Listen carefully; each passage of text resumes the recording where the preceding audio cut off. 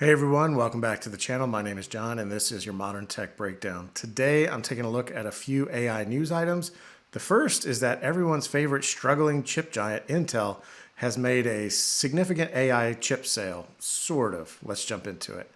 So the first story today is some good news for Intel. The news has been rather tough for the giant chip maker lately, but there's been a few rays of sunlight here and there, and this is another one.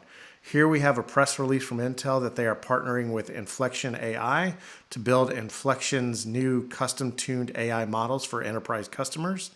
Inflection will be using Intel's Gaudi 3 appliances to build custom AI systems for its enterprise customers.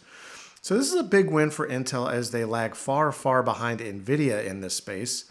But the press release doesn't mention a dollar figure that Inflection plans to spend with Intel, and I think this is because they don't yet know what that amount will be.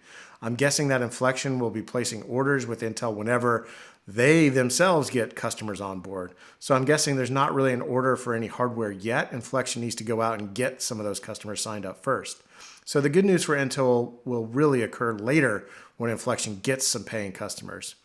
And lastly on this item, I was thinking about why Inflection would choose Intel chips when it seems like almost everyone is using NVIDIA.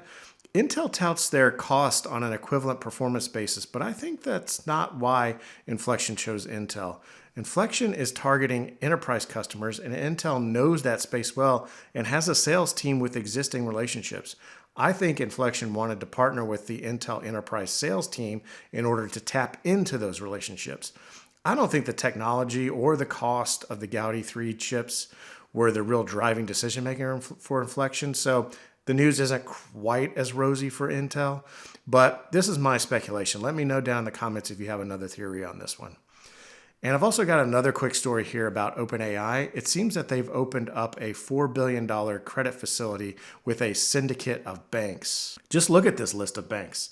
JP Morgan Chase, Citigroup, Goldman Sachs, Morgan Stanley, Santander, Wells Fargo, SMBC, UBS, and HSBC. I don't think this is all that of an important story, but I wanted to bring it up because I think this is probably a tactic by the CFO to give OpenAI some flexibility on timing if they need to get more funding. It's also probably an opportunity for OpenAI to build relationships with these banks, possibly in preparation for an IPO. I wouldn't be surprised if this is the same list of banks that were to underwrite an OpenAI IPO here in the next couple of years. And then lastly, I'll mention this story that is just somewhat related to AI.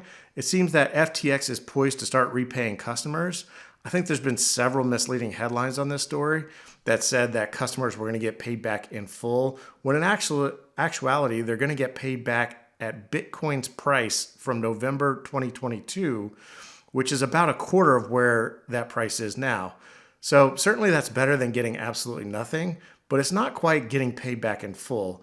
So you may be wondering why I bring this up in an AI story. Well, one of the investments that Sam Bankman-Fried made with customer money was to invest in Anthropic.